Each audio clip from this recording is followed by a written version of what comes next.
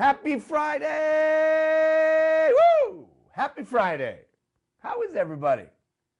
Friday at noon, all across Alberta, rural communities coming together, citizens coming together, people coming together to do what?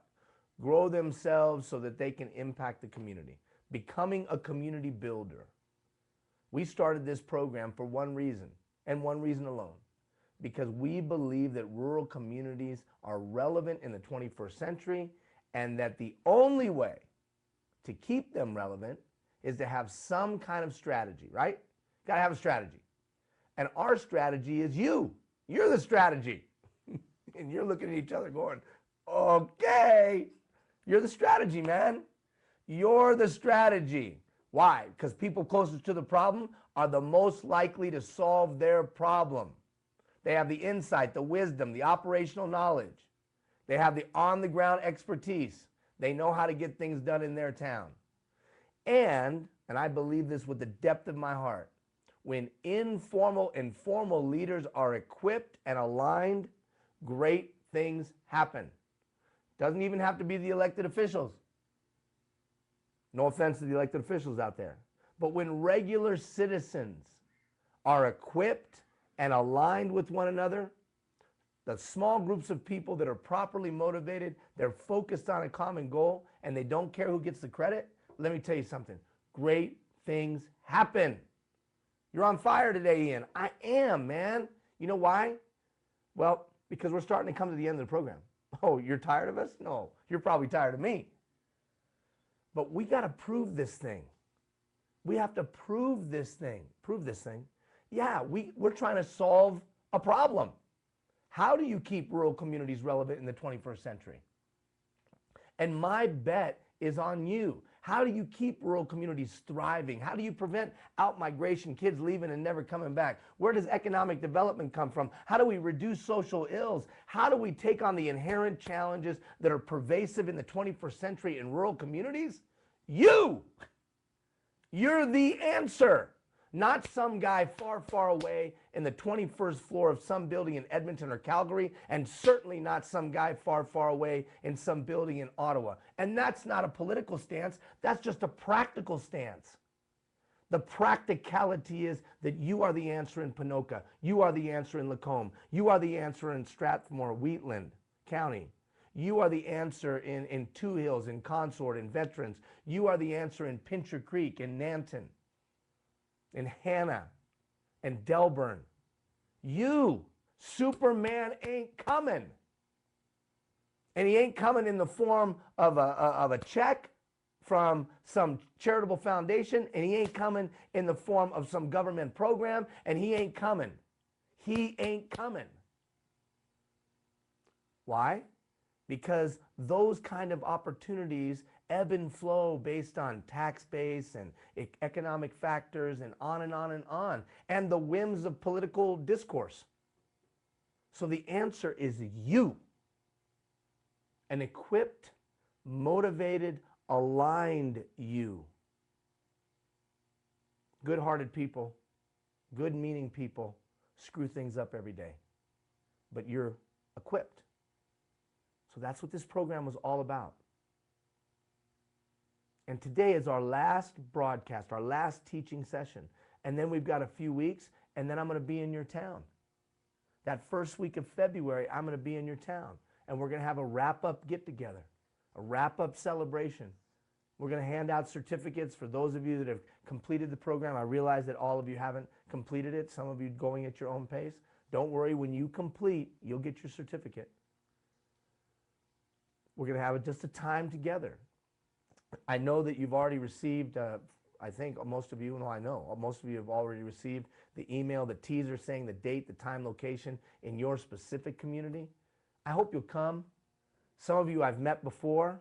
Some of you I knew before, but some of you I met before when I was there first in your community. But others, we just exchanged email. I don't even know what you look like. If I was standing in the airport of Calgary, Edmonton, I wouldn't even know who you are. So I'd love to meet you, give you a hug, shake your hand. Well, I'm not done. I'm still behind. No, just come. Just come. It's a self-paced program. You can't get behind. Excuse me. I'm still dealing with the after effects of the pneumonia. So all of that to say this, guess what? If you don't go do something with what you have learned, then this program is a failure. What? Yeah, failure. I failed. We failed. You and I, my team, you, all of us, we failed. The 987,000, whatever it is, 953, 987, I have no idea. Over 900, close to 1,000 people that are participating. If we don't have people go do something in their organization, in their neighborhood, in their family, in their community, then this thing's a joke. It's a failure. That's why I really appreciate all of you that have made commitments, because that gives me a higher level of assurance of knowing that you actually took some of the tools that you got for free and you're going and doing something with it. Otherwise, this thing's a failure. Remember, we started this thing trying to prove something, that people closest to the problem were the most viable solution to the problems, to solving their own problems. And that when you make an all-out commitment to developing citizen leaders, informal and formal, great things happen. Great things happen. Simple? Maybe. Pollyannish? Perhaps. But I believe it. But I got to prove it. I got to prove it. And I'm betting on you to prove it for me. And I mean that sincerely. And how has the program gone? I don't know. I don't know. We'll see. The jury's still out. We'll see what people do. We'll see if people take any of the information they gathered and did something with it. Otherwise, you know, I'm ready. I'm ready to say a month, 2 months, 8 months, 6 months from now to say, well, it didn't work. If there's no action, if we don't go do stuff, then it didn't work. So today, what do we do? Oh, so my point is, in all of that, thoughtfully consider, if you haven't made your commitment, thoughtfully consider making a commitment. Make a commitment. It's right there. So that we have something tangible from this. We have some results. Okay, so today, what are we doing? We're introducing the final competency. Then 3 weeks, and then I'm in your town. Now, some of you, Monday, Tuesday, Wednesday, Thursday, we're going to take the whole first full week of February, and we're going to hang out with all 9 regions and come to your town and have a celebration, have a good old time. And as they would say in Cook's Harbor, Newfoundland, we're going to have a good old time. We're going to have a good old time. Cook's Harbor, we're going to have a good old time. So we're going to have a good old time with you. So please, come. You have the information. You know where it's going to be. You know the date and location. So come, please come. I'd love to meet you, hug you, and shake your hand. All right, what are we doing today? Well, we're introducing the next competency. And in the next 47 minutes, I've got to introduce this next competency, and then we'll unpack it for the next couple weeks. The competency is continuous improvement. But we're going to take a little bit different of a slant on it over the next 3 weeks. You see, I believe that you and I have bought into a lie. We've bought into a lie. The lie that things are best when they stay the same. Think about the mentality that we have adopted in Western society. I'm going to kick my butt. I'm going to work as hard as I can. I'm going to do everything I possibly can to get to a place where things stay the same. I'm going to work as hard as I possibly can to get to a place where things stay the same. In other words, I'll make as much money as I can, and then I'll have to do nothing. I'll hit the lottery. I'll have a YouTube video go viral, and I'll never have to do anything again. Well, first of all, that's crazy. Because there is no safety and security in things staying the same. There's no safety and security in status quo. Oh, how's that? Well, look what I said. The lie is that things staying the same is the ideal. There is no safety and security in things staying the same. There is only safety and security in learning to adapt, overcome, and continuously improving. If one can establish continuously improving as a part of their being, they dramatically increase their chances for personal security. At the turn of the century, down in the States in San Francisco, there was a huge earthquake at the beginning of the 20th century, from 1900 to 20th century. Huge earthquake, and it leveled the city, and the fires broke out and literally destroyed. I mean, you talk about tragedies like Katrina and places like that. I mean, there was so many people that died in San Francisco. in that earthquake that they stopped counting. And what the engineers and the scientists determined was the buildings were too rigid. Jeff, the buildings were too rigid. And the buildings being so rigid, when the ground shook, they crumbled. They weren't able to adjust and adapt. If you've jumped on Air Canada and flown down to San Francisco for a weekend or whatever, and you've walked around downtown, you'll see buildings bigger than ever. But you know what the difference is? They got big shock absorbers at the bottom. Right, Jeff? Right, Gina? I mean, they got big shock absorbers. Why? So that they can adapt, so they can adjust when the ground shakes. Well, guess what? The ground's going to shake in your life. The ground's going to shake in the life of your organization, company, business, nonprofit, whatever. The ground is going to shake in your community, hopefully not literally. But you and I both know there's going to be upheaval and challenges. Can we adapt? Can we overcome? The manufacturing company that can retool its assembly line in days or weeks is the manufacturing company that stays alive. Come back with me to Ontario and see what I'm talking about. The manufacturing company whose assembly line takes months and years to readjust, to create a new product when market conditions change, they die and they lay everybody off. When your community cannot adapt to the changing economic times, and what used to be the wind in your economic sail is no longer, but you don't know how to adapt, you don't know how to continuously improve, you die. And when formal leaders aren't smart enough to look further down the road and realize that the wind that's in our sail today might not be the wind in our sail in 10 years, then millions of people are negatively impacted. Continuous improvement. Now, what does that even mean? Well, you've heard about it, but do you know where it came from? You might have even gone to the workshop or the seminar, or maybe you even went to the retreat in Banff and paid $3,750 for the retreat on continuous improvement. And yet, have you ever noticed? Nothing continuously improves.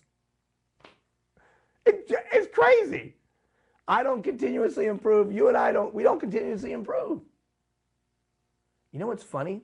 If you do an exploration of history and look at the legacy societies, they didn't buy into this lie that the ideal is staying the same. They bought into another truth. And you know what that truth was, or that truth is? That I must continually better myself. I must continually better myself. And whether it's the concept of arte in the Greek culture, or kaizen in the Japanese culture, or sojourning in the Hebrew culture, if you stop and you look at the legacy cultures, cultures that have been around forever, you know what you see? That they don't get caught up in a moment in time. I've made it. Let me work my butt off and I've made it. I never have to do anything again. No, they'd say that's foolish talk, that I'm constantly moving myself forward. Have you ever seen those pictures in China of the 89-year-old lady and she's out at 4 o'clock in the morning or 5 o'clock in the morning doing Tai Chi? You know, you look at her. She's been doing Tai Chi for 59 years, but she's still working to perfect it. She's still working to, that's my good imitation of Tai Chi. She's working to perfect it because she's continuously improving. So why don't we continuously improve? If we know that there's truth in it, why don't I, why don't you, why don't our organizations, why don't our communities continually get better? Well, first of all, because we bought into that lie. Second of all, because we don't have processes and systems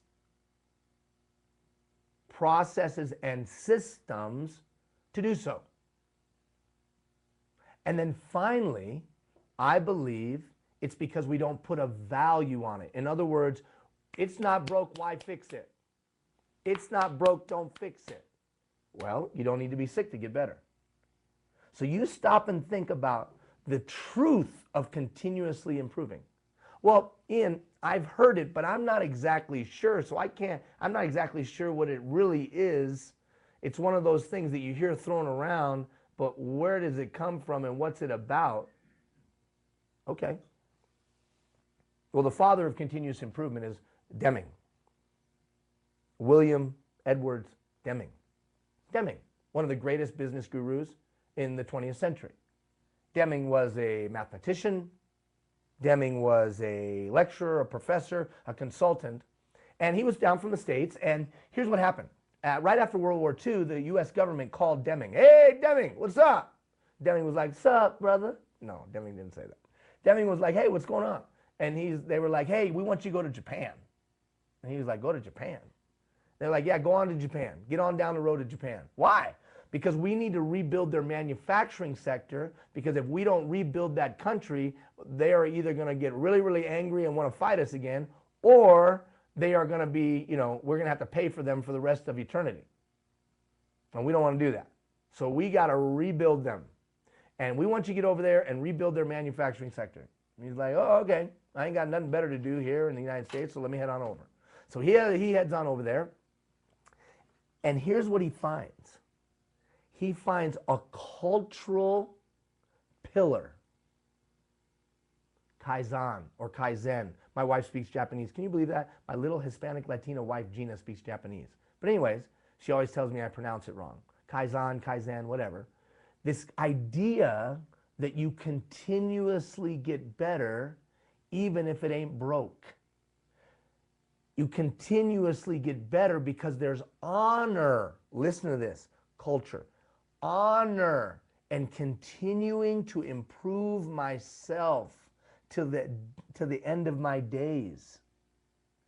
Constantly perfecting my life and improving myself, whether it's in education or physicality or spirituality. I'm continually growing on a daily basis. Now you stop and compare and contrast that to where we are at today in North America, where we talk about, I'm just going to relax. I've made it, I'll relax. Most adults don't learn anything new in a 12-month period. Stop and think about that. I mean, stop and think, really think about it, Jeff. Most adults don't grasp a new piece of information, translate it into some kind of action, and make it a part of their being. Most have become stagnant. And what's stagnant water like? You know why they call it the Dead Sea? Because water flows in and it doesn't flow out. Stagnant water begins to stink.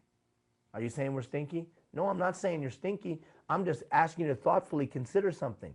No safety and security in staying the same.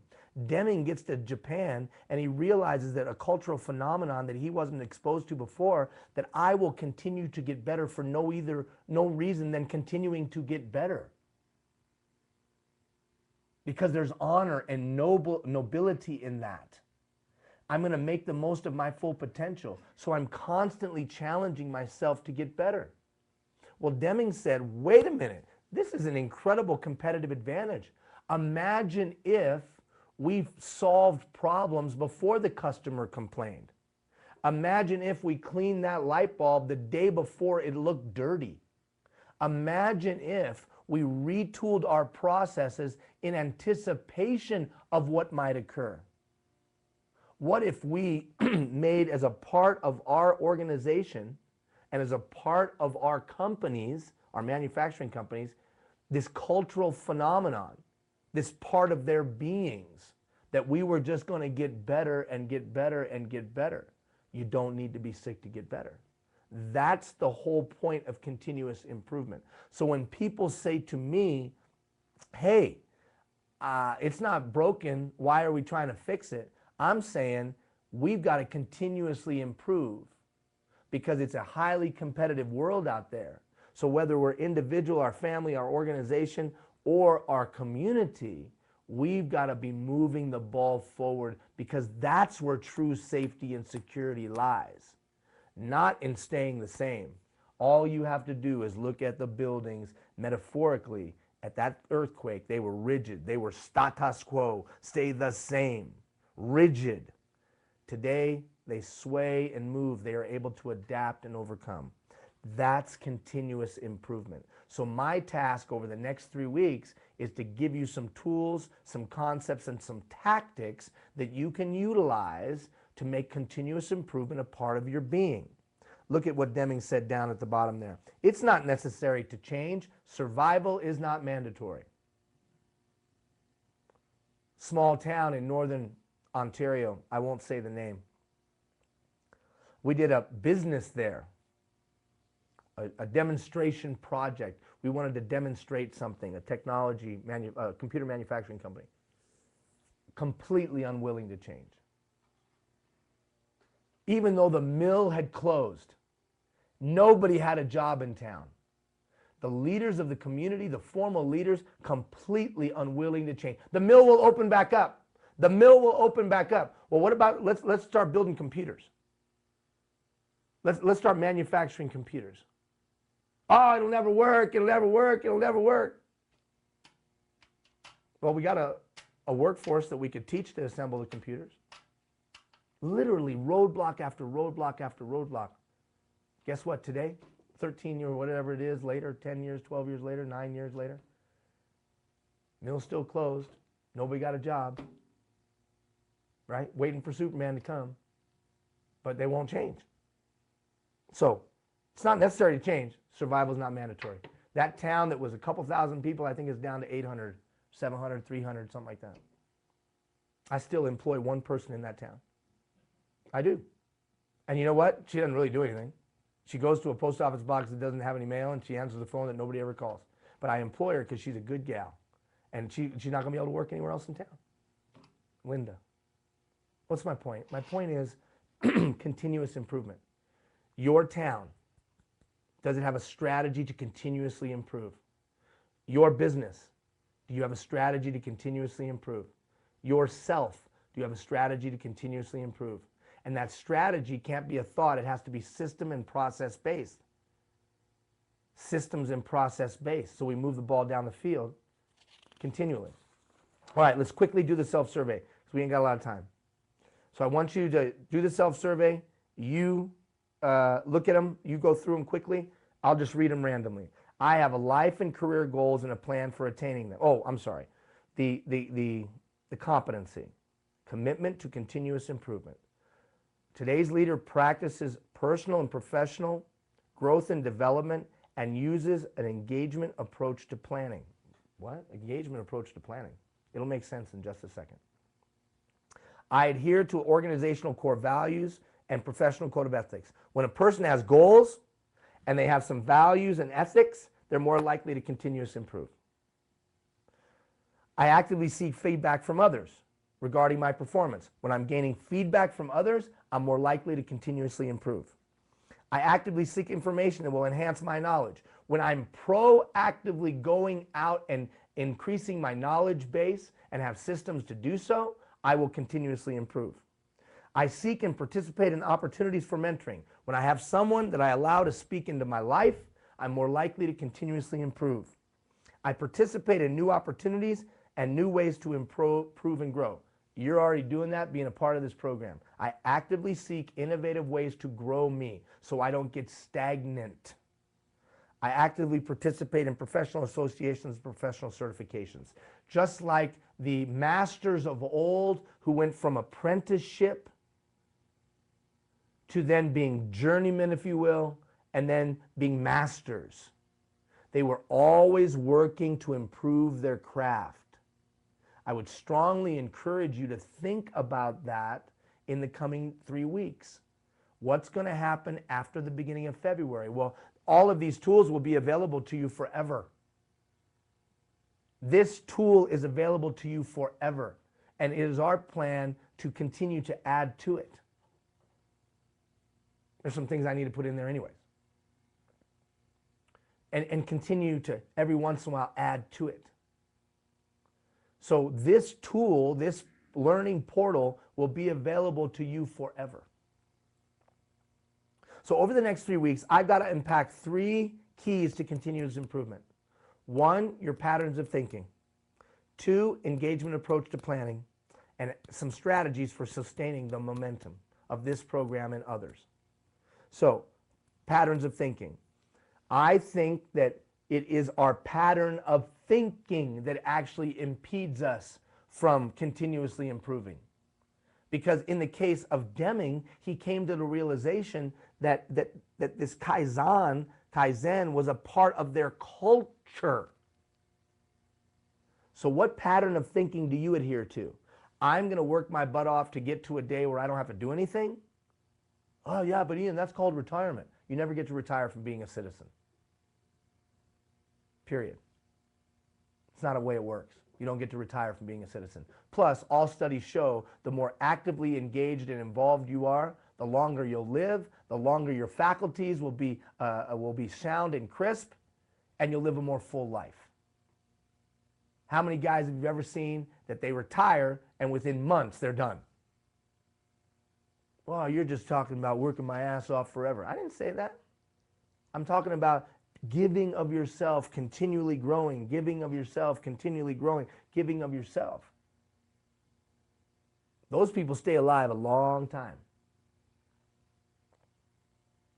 So it starts with my pattern of thinking. Engagement approach to planning. How do I get other people involved in building good plans? And whether it's solving problems or community sustainability plans. Whether it's strategizing on economic development strategies, or whether it's building your business plan and having your 5 employees or 8 or 20 or 50 or 2 helping you build that business plan. How do I tap into the collective intelligence of others? So to me, that's a part of continuous improvement because I'm more likely to get better ideas. I talked to you about a pattern of thinking, actually a system for generating an outside-the-box idea, but we've got to talk about how do I tap into more people's brains to get good ideas. And then we'll give you some strategies of how to beat burnout and how to sustain momentum. That'll be down the road. All right, turn the page. Let's start with patterns of thinking. What's your pattern of thinking? Well, it's the sequence in which I make a decision, the questions I ask myself to lead to a conclusion. As I mentioned to you before, those patterns, those systems, that sequence becomes so routine and so rote, it actually develops grooves in our brain. Grooves in our brain, because we do it the same way every time.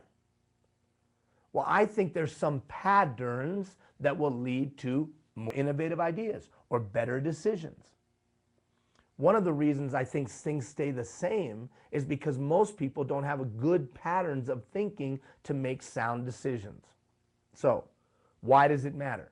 Well, obviously, the sounder our decisions, the better our ideas, the less friction. Less friction? What do you mean less friction? Well, have you ever felt like you're standing in the surf and you step up and then a wave knocks you down? And then you kind of choking out a little bit of water and you kind of try to stand up again and then a wave knocks you down again. And over about 7 waves, you're trying to breathe, you got water in your throat. By about the 7th wave, you've run out of energy. And there is a strong possibility you could drown. There are people that drown because they just get knocked over by wave after wave after wave. And they could never catch their footing. And they finally just got exhausted and under the water. I think life is a lot like that. And I think it's one of the impediments to continuously improving. So because we deal with friction of bad ideas, we deal with friction of bad decisions, we deal with the friction of life. And so finally we just, enough. And then we just go through the motions of life, where life is just a series of Wednesdays. So let's take a little gut check on your patterns of thinking. Check this out. And it's not positive thinking. I'm not talking about the power of positive thinking, with all due respect to Napoleon Hill. Power of positive thinking, Napoleon Hill, I think. My cousin, my brother from another mother. Ian, my brother from another mother in Lacombe, what's up? Okay, check this really quick.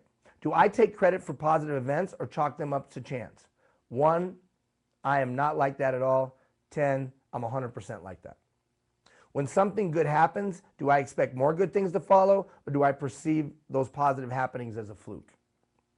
What about negative events? Do I blame myself or extenuating circumstances?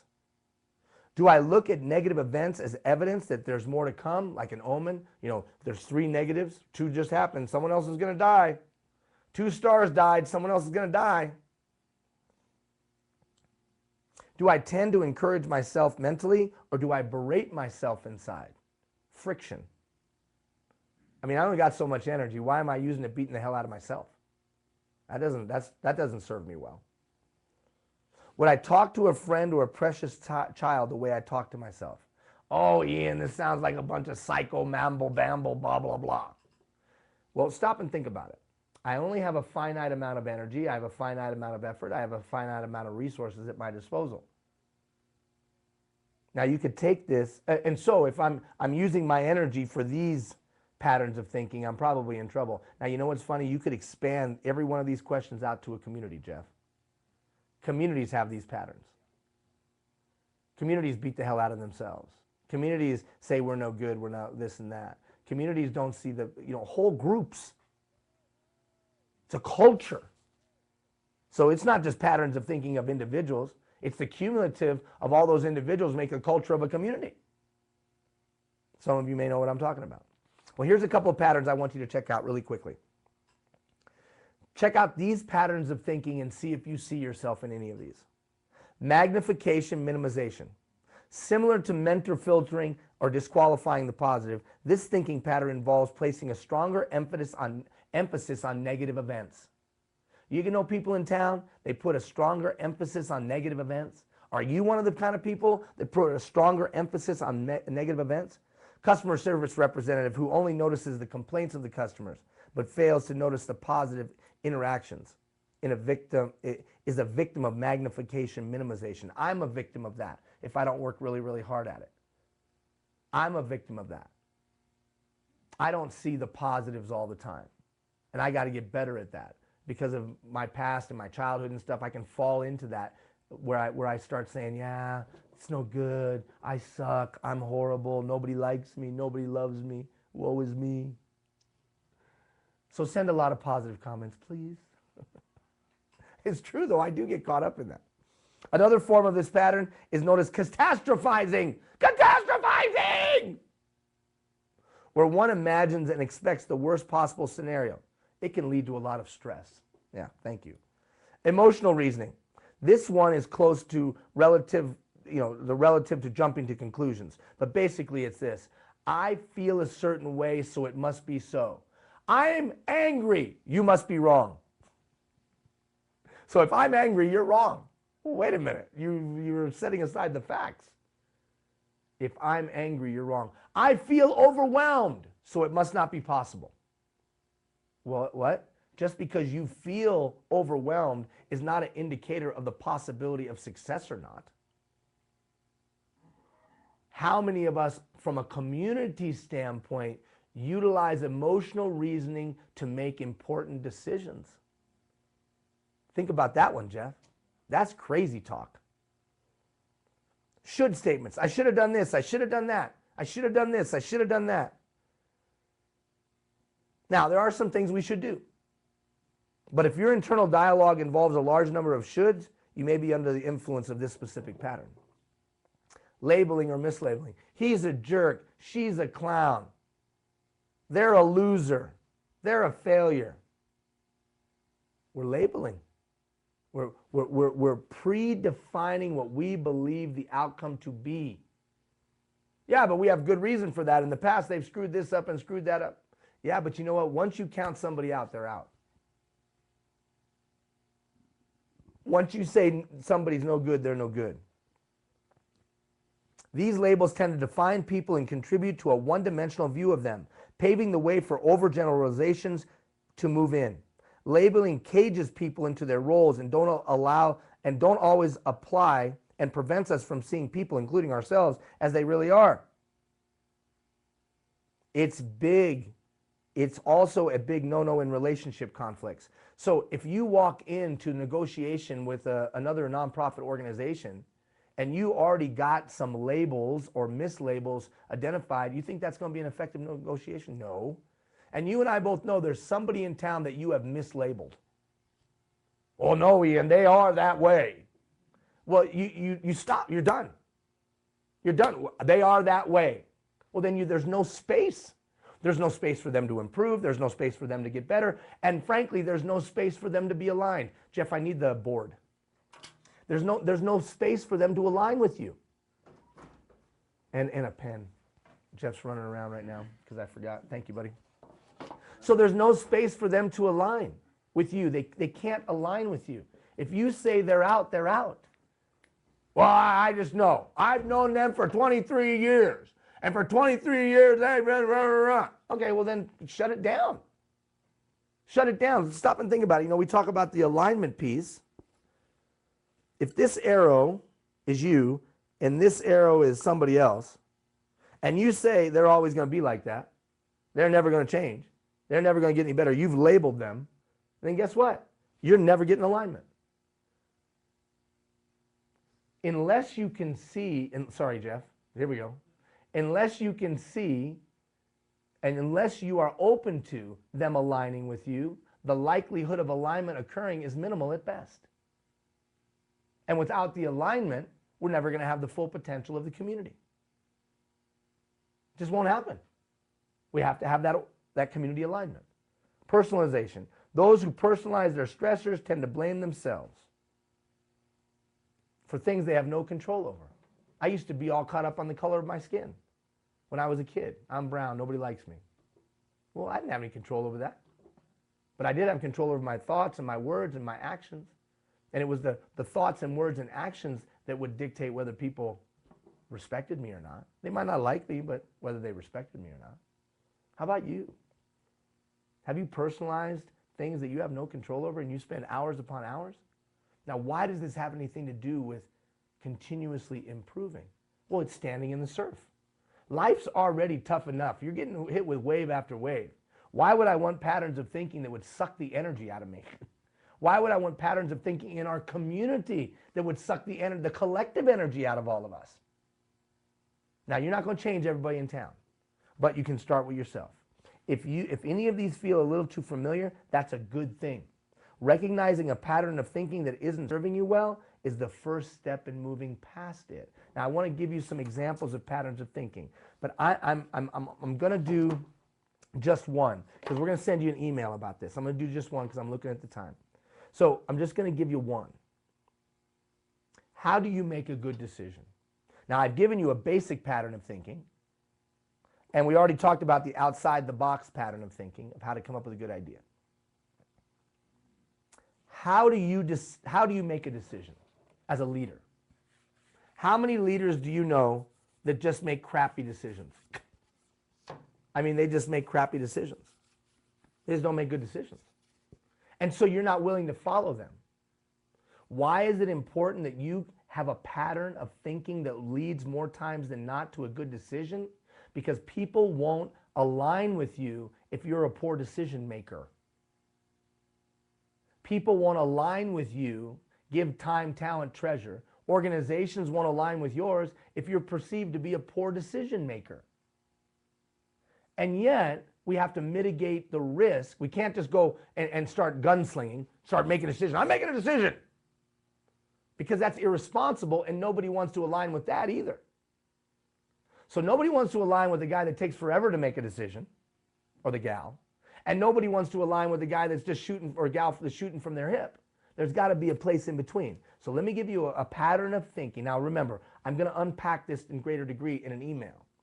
But I want to give you this pattern of thinking to make my point. What's the steps you take to make a decision? A financial decision, a business decision, an organizational decision, a personal decision, a relationship decision. What's the steps that you take? Think about it. Some of you, well, I do this and I do that. Others of you are like, I don't know, I just go with my gut. Well, in any case, is it serving you well?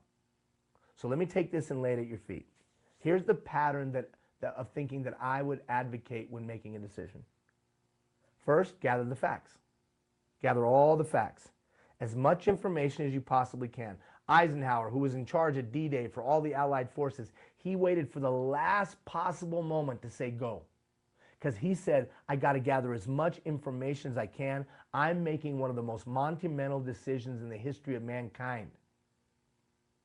So I want to wait. Notice he didn't say, I'm going to wait forever. I'm going to wait till the last possible moment.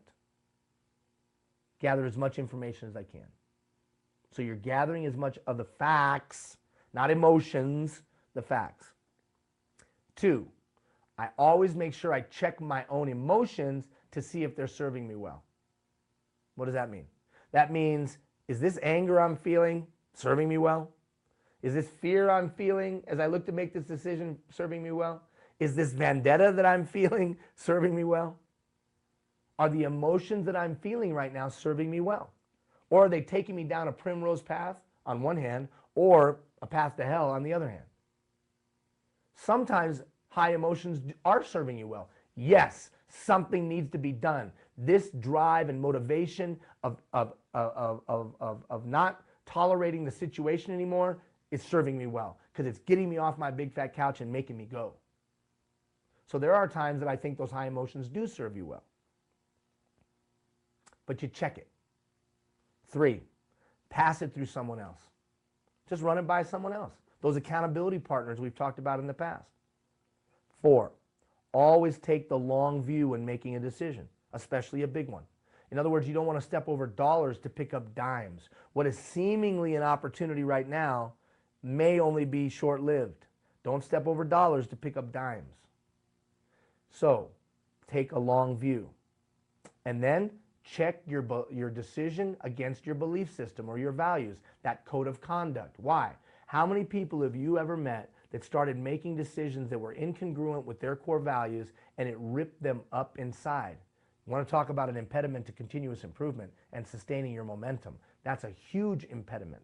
So you check it against your belief system. And then, if it all lines up, go. Pull the trigger. Make the decision. So, but notice what I've done. I've mitigated my risk of making bad decisions. I don't want to make bad decisions. And I want to build a reputation as a leader of making good decisions. He's a good decision maker. I'll give him my trust. He's a good decision maker. I'll give him my belief. I'll give him some time, some talent, some treasure. He's a good decision maker. But I don't think good decision making is just because I'm brilliant, or you're brilliant, or any human being is brilliant. I think it's because of the questions they ask themselves when they come to that conclusion or make that decision. So gather the facts, check your own emotions, pass it through someone else, look at the long view, check your decisions against your belief system. If all that's good to go, do it. Don't be an indecisive leader. That pattern, along with the other ones that I'll share with you in the email, those patterns of thinking help you continuously improve. Would it be in your best interest to make better decisions? Would that help you continuously improve?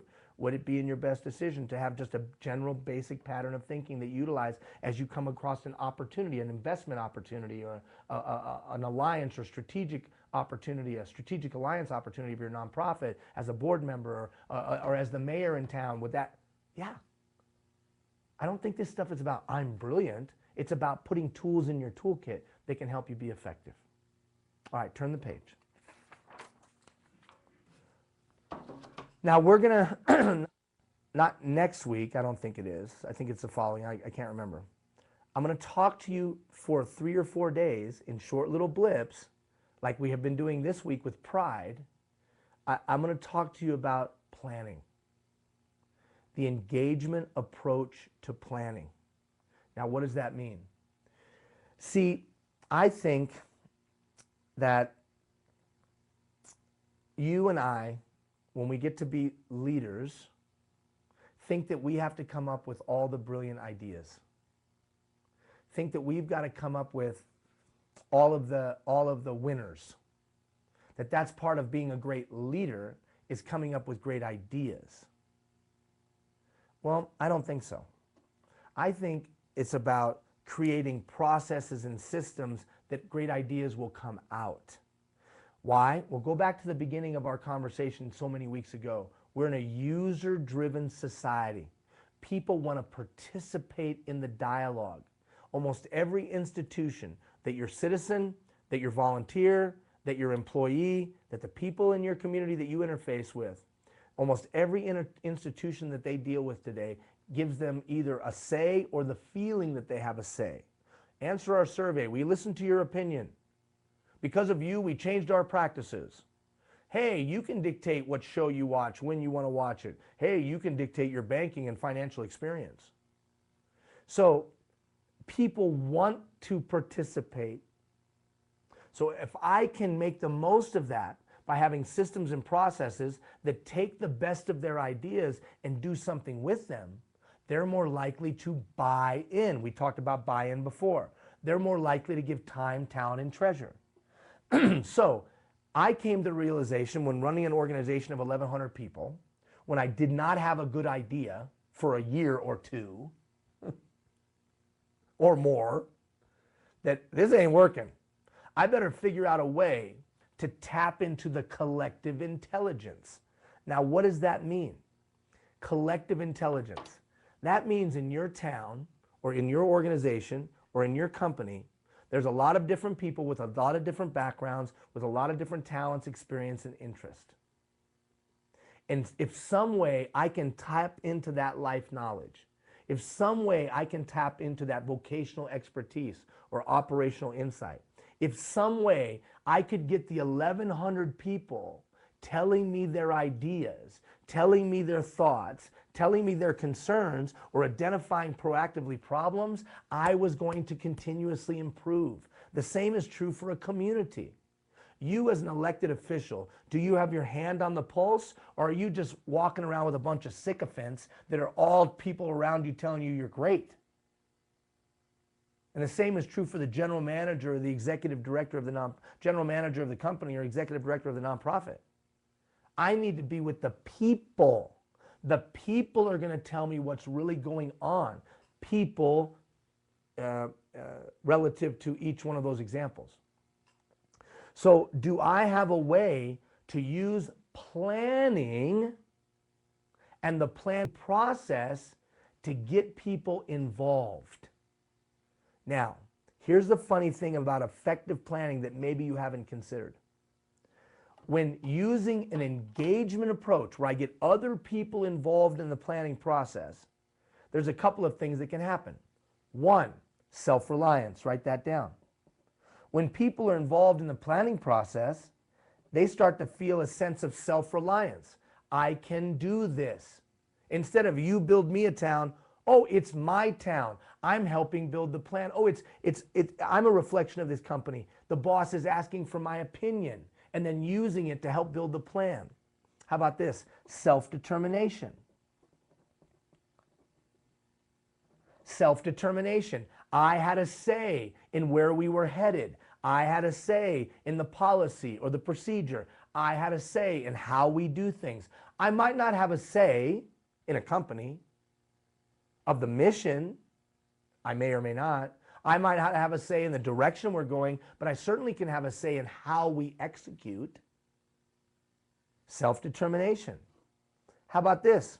Greater ownership. Greater ownership. When I'm involved, when I allow others to be a part of the planning process, they're going to take greater ownership of the plan. And I'll explain that to you when we go through that a little bit today, but in the future. When I include the volunteers in helping build the plan of how we're going to run the canteen for the Ag Society, they're more likely to own it. Instead of me just saying, here's what we're doing. Well, they're like, great, this sucks. I don't want to do it. How about this one? When I include other people in the planning process, I build better plans. I build better plans. Because I've got a more diverse insight, wisdom. I've got their perspective, their life experience, and their knowledge. When I include other people in the planning process, the plans are inherently more effective, more efficient, they sustain longer, and they have greater impact. And then finally, think about this. When I include other people in building effective plans, I continuously improve. What? Well, because people are more likely to help with the process in the future. You have a town hall meeting. Nobody shows up. You know why they don't show up? Because they think it's a joke.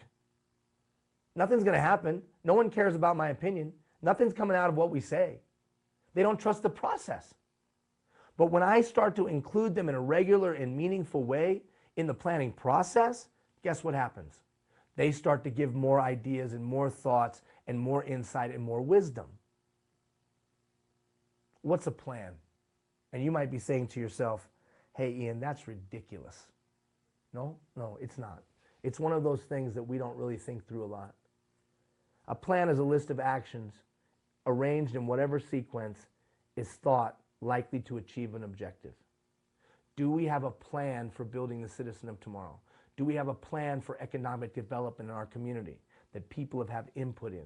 Do we have a plan of how we're going to be a thriving community and reduce social ills? Do we have a plan for stopping out migration of our talent from our community? Oh, we want them to go away, but we want them to come back.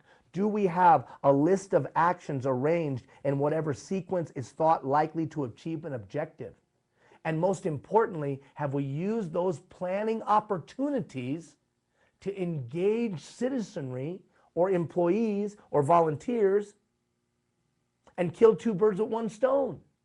Empowerment comes from having systems and processes where people can have input. We use their input to build effective plans. Or hell, they build their own plan. That's the only thing that will sustain. Do you hear me? Having somebody else do it for me will not sustain, because eventually we'll run out of money. Or eventually they'll have nefarious ideas and go off on their own tangent. Or a whole bunch of a myriad of other things. The thing that sustains is get citizens participating, get employees participating, get volunteers participating in building the vision and the direction and even the how we're going to do it. Because of all of the reasons that I said, all those 5 reasons that I said before. What's collective intelligence?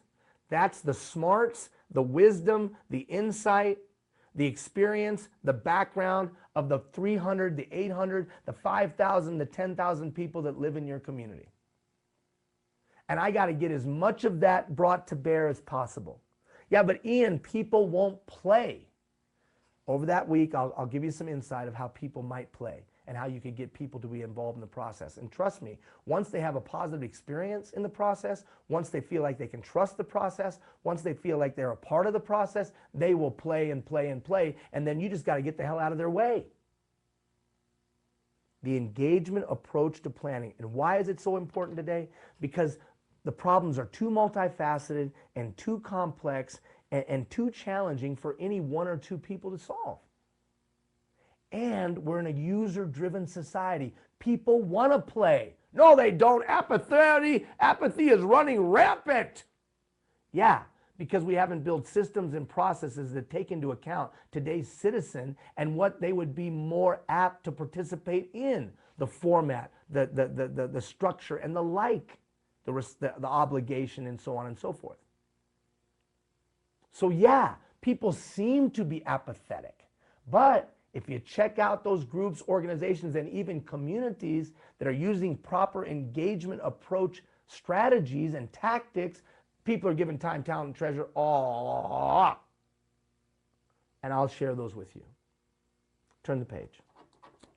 So one of the things, we're not going to go into today, but one of the things I'll share with you is a tool that you can put in your toolkit to lead any group in coming up with good ideas. Oh, you're talking about brainstorming? It's different. This will be different. This will definitely be different. So please pay close attention when you get that email. It's only about an 8-minute video, but it will put good tools in your toolkit of being able to walk into the room and tap into the collective intelligence of the group. You don't have to come up with every idea, man. Woman, lady, sir, ma'am, you don't. So stop trying to. Instead, create processes and systems that will pull great ideas out of other people. that week, I'll also post a video of how to gather thoughts, ideas, and concerns within an organization and within the community. I think I was supposed to post that before. I don't think we posted it. Yeah, so we'll get it posted. Because how do I create a system and process to gather thoughts, ideas, and concerns from the community? Or how do I gather thoughts, ideas, and concerns if I'm a community leader? Or how do I gather thoughts, ideas, and concerns within my organization? And when I say gather thoughts, ideas, and concerns, I don't mean just have an open door policy, because that's a joke. I mean tangible, real ways that I take thoughts, ideas, and concerns, prioritize thoughts, ideas, and concerns, and then create task forces that would implement or create plans to implement the thought, the idea, or rectify the concern. That will post, not next week, I think the following week. It's an excellent training video for anybody who wants to really tap into the collective intelligence of a community or within their own organization. Check that out. Look at this at the bottom here, or two quotes. If we're planning for a year, sow rice. If you're planning for a decade, plant trees. If you're planning for a lifetime, educate people. If you're planning for a lifetime, educate people. That's a nice little representation of what we're trying to do here. Good plans shape good ideas. That's why good planning helps us make elusive dreams come true. Good plans shape good decisions. That's why good planning helps make elusive dreams come true. If you want to do something great in your town, you better have a good plan. If you want to do something great in your organization, you better have a good plan. And I think good plans are a foundational aspect of continuously improving, because it reduces friction. You ever tried to execute a bad plan that came out of one guy's head, didn't consult with anybody else, there was no engagement of any stakeholders to get input or feedback or direction or insight or wisdom, and the plan sucked? We only got a couple more minutes. Hang in there. Turn the page. When we talk about sustaining the momentum, we'll talk through this idea of the 9 things that you can do to continuously improve. We'll do that in the last week before I come to your community, or the last week, email the Monday of the last week when I'm in your community. Look at what Helen Keller said. Security is mostly superstition. It does not exist in nature, nor do the children of men as a whole experience it. Avoiding danger is no safer in the long run than outright exposure. In other words, trying to fight to keep things the same doesn't make you very safe, both in your personal life, organizationally, or in your community. Instead, embrace and master the power of change and continuous improvement, and you'll always be on the leading edge, and you'll always be relevant, and in my opinion, you increase the likelihood of success. Last thought in our last 3 minutes together. I think we're 2 minutes over. These questions, I think, are a part of continuously improving. I think that they are a strategy for continuously improving. I introduced these questions to you way 14 weeks ago, 12 weeks ago, whatever. I introduced them to you, and now we've returned to them. I'm going to give you an opportunity to give me your answers on this. I'm going to give you a link. More for you than for me, because they're thoughtful questions. They're important questions. There's an old proverb that says, as I said earlier, where there is no vision, people perish. When you take it out of its religious context, I think what the writer was saying was that when you don't have a direction, you don't have a purpose, and you don't have any meaning, you kind of just die, and you go through the motions of life. This Life's 5 Most Urgent Questions, as we start to come to the end of the program, is an opportunity for you to cast a vision of what the rest of it's going to be like. What's the rest of it going to be like?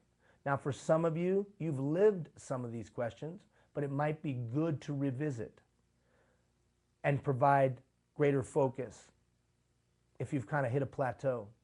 For others of you, these are questions that you haven't thoughtfully considered in the past. I think they're Life's 5 Most Urgent Questions. And I think they're the questions that we long for leaders to put in the forefront of their mind every day and commit themselves to every day and every week and every month. We long for leaders whose life manifests the answers to these questions. I'm going to give you an opportunity to tell me your answers to these questions, because I believe in the answer of these questions is the destiny of Alberta. It's the destiny of your community, is the destiny of the organization you're involved in, is the destiny of your family, is the destiny of yourself. We've set these questions aside. We don't think about them much anymore. Question number 1, life's 5 most urgent questions for today's community builder. Question number 1, what will be my greatest contribution to my family? What will be the greatest contribution? Why are Nia, Nadia, Kian, and Cassie, and Gina lucky to have me in their lives? Why am I the best guy to have in their lives? What will be my greatest contribution to those kids and to my wife? Well, I put a roof over their head. I put food in their belly. You know what? Some social program could do that. Now, we wouldn't prefer that. But why you? What is going to be your greatest contribution? Is it going to be the lessons that you teach, the example that you set? What will it be? What will be my greatest contribution to those that I serve? All of us serve somebody. What's your greatest contribution to those that you serve?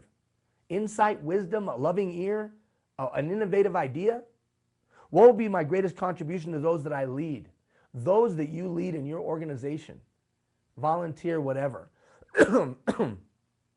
nonprofit, government, business. Why are they lucky to have you as boss or as leader or whatever? What is it you bring of value to them on a daily, weekly, monthly, and annual basis? What will be my greatest contribution to my organization in this day and age where you're lucky to have me working for you? What do you leave behind? What's your legacy in that organization?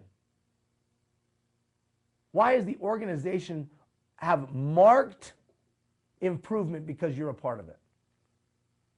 And then finally, what will be my greatest contribution to my community?